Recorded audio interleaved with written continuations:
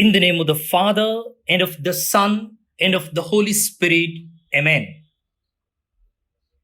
My dear brother and sister, fraternal greetings to you from the Carmelite Fathers, and warm welcome to Carmel Light, reflection on the day's readings.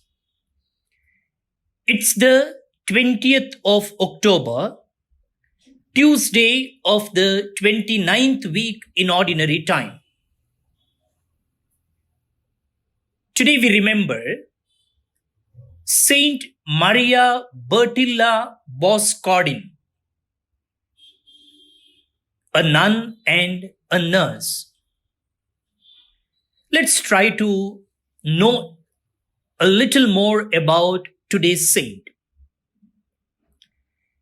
Anna Francisca Boscardin was born on October 6th, 1888 in Brandola, Italy. She lived a very difficult childhood in a poor peasant family with a violently abusive alcoholic father. She had very little education and worked as a house servant as a girl and was considered not to be very intelligent. Her family nicknamed her the Goose due to her lack of intelligence. However, things changed somewhat when she entered the Sisters of Saint Dorothy, Daughters of the Sacred Heart, in 1904, taking the name Bertilla. After working in the convent's kitchen and laundry for 3 years, she trained as a nurse. She worked in the children's ward of the Sisters' Hospital in Treviso and quickly became the children's favorite due to her simple and gentle way. She cared for wounded Italian soldiers during World War I, even staying with patients while the area was being bombed. An envious supervisor reassigned Bertilla, now popular among the patients, to the hospital laundry. When her mother general heard of this, she made Bertilla head of the children's ward in 1919. Bertilla died 3 years later of cancer. She was canonized in 1961 by Pope John the 23rd before a crowd that included many of her former patients, and many miracles have been reported at her tomb. Saint Bertilla, pray for us. Now let's listen to the first reading of the day, taken from St. Paul's letter to the Ephesians, chapter 2, verses 12 to 22. A reading from the letter of St. Paul to the Ephesians. Brothers and sisters, you were at that time without Christ, alienated from the community of Israel and strangers to the covenants of promise, without hope and without God in the world. But now, in Christ Jesus, you who once were far off have become near by the blood of Christ. For he is our peace. He made both one and broke down the dividing wall of enmity through his flesh, abolishing the law with its commandments and legal claims, that he might create in himself one new person in place of the two, thus establishing peace, and might reconcile both with God in one body through the cross, putting that enmity to death by it. He came and preached peace to you who were far off, and peace to those who were near. For through him we both have access in one Spirit to the Father. So, then, you are no longer strangers and sojourners, but you are fellow citizens with the holy ones and members of the household of God, built upon the foundation of the apostles and prophets, with Christ Jesus himself as the capstone. Through him the whole structure is held together and grows into a temple sacred in the Lord. In him you also are being built together into a dwelling place of God in spirit. The word of the Lord. Thanks be to God.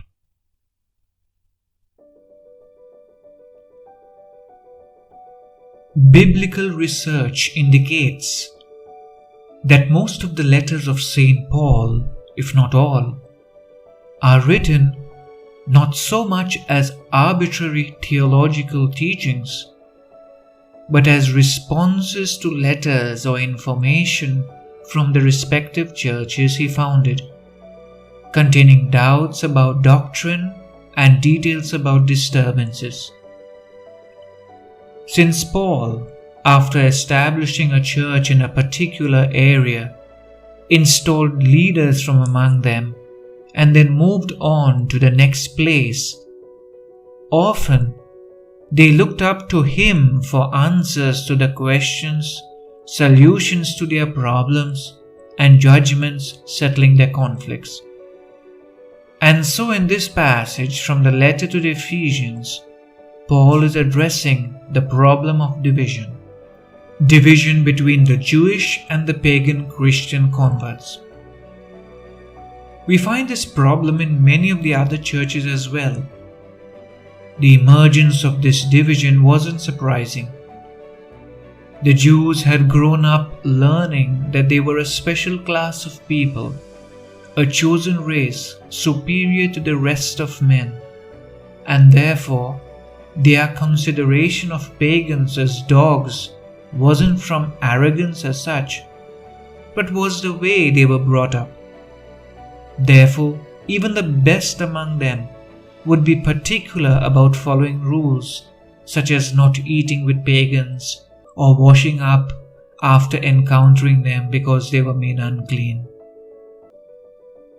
Now, with their conversion, an essential aspect of their Christian living was unity, most visibly manifested in the sharing of the same table at the breaking of the bread. Therefore, after the initial fervor of their conversion, and when Paul was no longer with them, their old ways came back to haunt them, probably fueled by the taunts of their Jewish brethren as well. This attitude of superiority must have manifested itself in some way, causing the pagans to react. In the reading today, we find Paul addressing the pagan converts.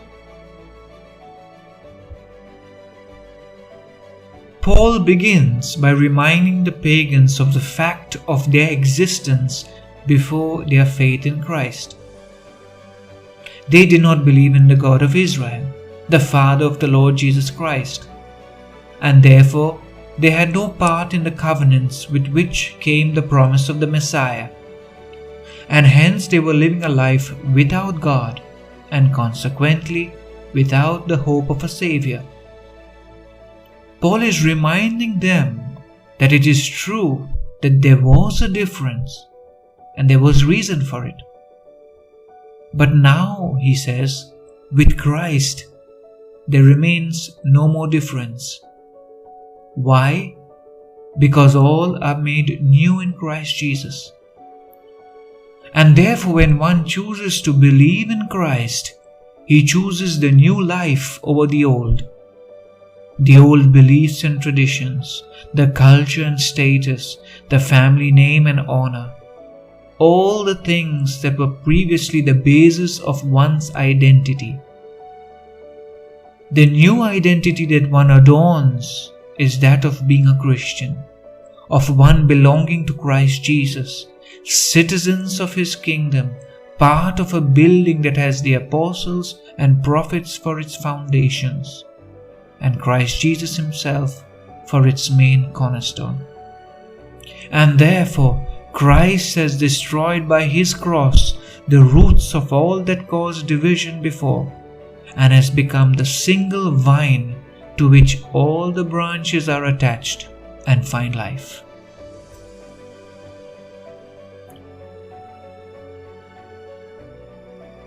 My dear brother, my dear sister in Christ, one look at the news will tell us that division is the cause of most of the suffering in the world today.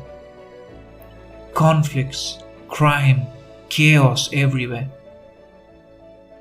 How many times we have wished it would all end, that people would learn to love instead of hate, unite instead of divide, work for peace instead of engage in war. And yet, how will that happen if the ones who are to be lights kept on lampstands for all to see and be inspired themselves succumb to the same poison of division? Are not Christians painfully divided along the lines of caste, culture, tradition, and language? How often have we chosen to consider the differences in the other, be it the family they come from, the language they speak, their sexual orientation and preference, their place of work, their way of worship? Yes, there are differences without doubt, differences even in the details of the doctrines that we Christians believe in. But why should we choose to focus on the differences in the details that divide us, when we have the option of focusing on the splendor of the common faith in Christ crucified that unites us? Of course, when it comes to professing the doctrines of our faith, we must share what we believe in with a respect for the beliefs of the other. But how often are we called upon in daily life to profess the details of our beliefs? Living in faith is much more than just professing doctrines. It requires us to concentrate on our common alignment with Christ the cornerstone and work together to establish His kingdom of peace and unity in our world. May the Spirit who lives in the heart of each believer let the light of our common faith shine upon our broken world, bringing hope, reconciliation, and peace. The responsorial psalm today, that is Psalm 85, verses 9 to 14, echoes the universality of God's plan of salvation that Paul speaks of when he talks about former enemies, Jews and Gentiles, now one in Jesus. The psalm speaks about the peace and nearness of God to those who trust in God. It is a deep experience of unity which has reached its climax in Jesus, who brings salvation and closeness with God to anyone who would follow Him. Let's pray that psalm. The response is, the Lord speaks of peace to His people. The Lord speaks of peace to His people. I will hear what God proclaims. The Lord, for He proclaims peace. Near indeed is His salvation to those who fear Him, glory dwelling in our land. The Lord speaks of peace to His people. Kindness and truth shall meet. Justice and peace shall kiss. Truth shall spring out of the earth, and justice shall look down from heaven. The Lord speaks of peace to His people. The Lord Himself will give His benefits. Our land shall yield its increase. Justice shall walk before Him, and salvation along the way of His steps. The Lord speaks of peace to His people. Pray for God's blessing, my dear friends. May Almighty God bless you, the Father and the Son and the Holy Spirit. Amen. We remember all those who are celebrating their birthday today, especially Calvin John Machado from Pernal, John Julio from Mumbai, Vicky D'Souza from Australia, and Luke Arjun Sikvera from Urva, presently in Canada. Wish you all a happy birthday. God bless you. We also congratulate Lancy and Victoria Mabel Menezes from Vijay, Mangalore, who are celebrating their 33rd wedding anniversary today. Congratulations once again. God bless you. That's all for today, my dear friends. Once again, I would like to remind you that this Saturday is the last date to sponsor the pages of Bible Diary 2021.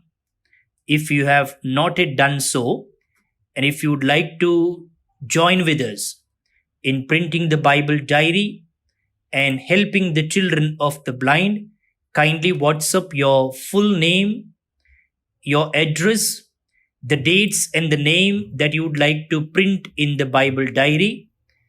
My WhatsApp number is 94812 63229. 94812 63229. See you tomorrow. Bye-bye.